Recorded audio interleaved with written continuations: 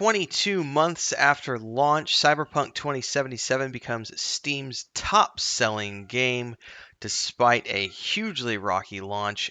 Uh, this has been all over the news the last few days, and as someone who was there at the beginning playing through on the PlayStation with all the blue screen deaths and bugs and everything else and telling people that it was a great game despite all its flaws, I am extremely excited to see this news as well as the news from places like, say, that was an article from Forbes, by the way, from a place like PC Gamer talking about the Netflix boost. And then, of course, Cyberpunk's Twitter account and Facebook accounts talking about how every day this week, Night City has been visited by 1 million players, both new and returning. This is amazing news. I've got kitty cats who are very upset right now, but we're going to be recording nevertheless. They can't go outside because we got stuff going on. So apologies in advance for that. I'm Tim Anderson, aka Renfell, the bearded dwarven princess, and we're back today talking about Cyberpunk, an amazing game that I think everyone should play and no one should poop upon because it is a great game.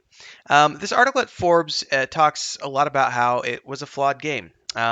This individual, the writer in question, Paul Tassi, says, I'm running out of ways to describe just how wild the comeback of Cyberpunk 2077 has been in the wake of the debut of Cyberpunk Edgerunners, an instantly beloved Netflix anime series that has re-sparked mass interest in the game.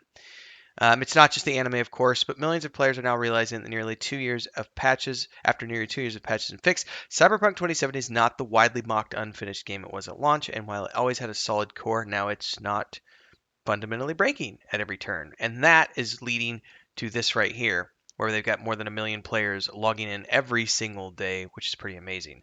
Now, originally I was only going to cover this part of the component, which is the boost from the Netflix animated show. Now, if you've not paid attention to any of this, what's up, Smeagol? Um, Netflix has done a variety of animated shows in recent years related to video games, and each time they have done so, those games have seen a massive boost in popularity. We have the Witcher animated show and the show itself, which boosted Witcher 3 sales to numbers not seen since the launch of the game. Then we had Arcane boosting League of Legends and winning an Emmy, by the way, along the way, which is amazing. And then, of course, after that is the newest show from an IP that's already been established, which is the Edgerunners show, which is boosting numbers across the board. I'm looking at the article here in question from PC Gamer. They talk to somebody from their own team, West Finland, said, well, the Cyberpunk 2077 anime made me want to give the game another shot. Says here he wasn't alone as tens of thousands had returned to CD Projekt's Red 2020 RPG shooter following the release of Studio Trigger's Cyberpunk Edgerunners anime.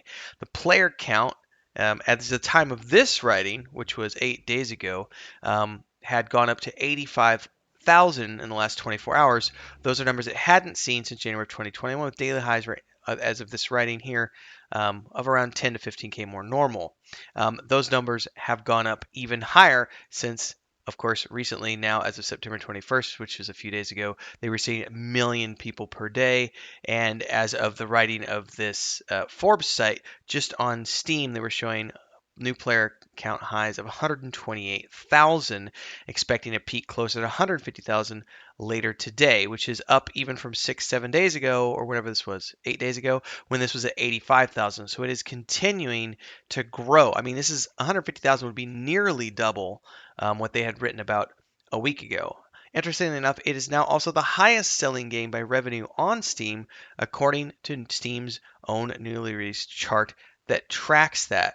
It's up 33 places compared to a little while ago, and it has now taken the number one spot from pre-orders of the $70 Modern Warfare 2, which is out later this month. It's also passed up Apex Legends, Counter-Strike, and Destiny 2. Number one game on PC 22 months after release, and that's despite the fact that there haven't been any expansions launched, nor will there be expansions coming until next year with the, what is it, Patriot something or other? I forget what it's called now. Phantom Liberty, that's the one that's called. So for me, again, I have like one of my most popular videos here on my YouTube channel, and I think it was my first video to ever go viral here on YouTube was when I did a video on, is Cyberpunk 2077 worth it on the PS4? Because it was plagued with issues. Matter of fact, remind me to put that up somewhere in there. I should have a link up there and somewhere. You can go watch the review from my beard was much shorter. Because I played it at launch, and had horrible issues. I couldn't stream it, despite the fact that I wanted to stream the game. I was getting blue screen crashes every few minutes. I remember there was one sequence in a crowd where I got blue screened like 7 or 9 times within like a 15-minute period, and I just couldn't get the game to launch. It would just start up. I would load into the scene, try to go through the scene, and blue screen. And I shouldered through. I pushed through it, and I eventually got through the scene. And while I did have quite a few blue screen crashes, my ultimate review of the game at the time, is it worth it on the PS4, was that yes, it is worth it. Now, ultimately, they pulled it off the PS4 store for quite some time and then they put it back on.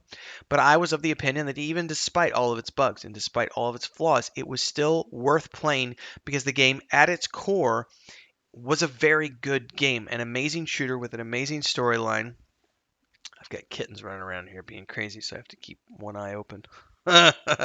Anyway, my initial reaction was that it's a great game, and now here we are, you know, 2 years later, and it is continuing to rise and rise and rise and finally getting a second life. I think this is going to be one of the big comeback stories that's going to be akin to the Final Fantasy XIV failed launch, because Final Fantasy XIV bombed at launch and then they came out with a Realm Reborn and fixed everything and spent, a year and a half or whatever it was to get it back out, relaunched it, and it has since gone on to become one of the most successful MMORPGs out there. Now, whether or not that's going to actually be the case with this game remains to be seen, but as of right now, it is one of the best-selling games on Steam, and the numbers are continuing to rise. And as of course it says here, it has become Steam's top-selling game 22 months after launch. So that is a pretty admirable thing to have happened 2 years down the road for a game that was plagued with issues when it first launched. Um, Hey, guys, come here. They're destroying one of these chairs. If I could show you, they're over on Christina's chair, just like destroying her chair. I'm going to have to go play dad here for a second. Anyway, as I continue to caulk and deal with kitty stuff, um, the big issue facing this game for a long time was all of the bugs. And since they have fixed all the bugs, it looks like people are coming back in droves and having a great time, because at the end of the day, the one thing that no one could ever dispute was that it was a great game. So many people have this bug up their ass about how, oh, Cyberpunk's a horrible game, CD Projekt Red's a horrible company, I'm not going to support that game because of the failed launch. Apparently, despite your misgivings and despite the fact that some of you out there want to see CD Projekt Red burn, the masses are coming back in droves because it is a great game. It is a really good game. It is in my opinion, it's an amazing game. I can't remember what the original review I gave it was like an 8 out of 10, I think. Even with all the bugs, I gave it an 8 out of 10. And if it hadn't have been for the bugs, I think I probably would have given it a 10 out of 10. And for my money, I personally can't wait for the expansion that's coming out, because I'm going to be going whole hog on this game, doing a playthrough on the Xbox Series X that I've got sitting here waiting to install that game upon. Um, if it wasn't for Wrath of the Lich King being out right now, I would probably be playing this game right now, because it's so popular right now that I could get good views if I was playing this on YouTube and streaming it. But I'm so busy with other stuff, I just don't have the time. But it is worth it. I think you should go get this game. If you don't already own it, now's a great time to play it. Got an expansion coming out next year, and it's getting lots and lots of love and lots and lots and lots of attention. Try it out. It's worth it. I can't believe it came back. I'm excited that it came back. Love to hear your thoughts. Drop them down in the comments below. Thanks to all of these amazing people for supporting the channel. You too can support. Drop a super thanks on videos like this, or if you tune into a live stream, you could do super chats and beyond. So hopefully I'll see you in one of those. Like, subscribe, hit that bell icon, and I'll see everybody in the next episode or during a live stream. Peace!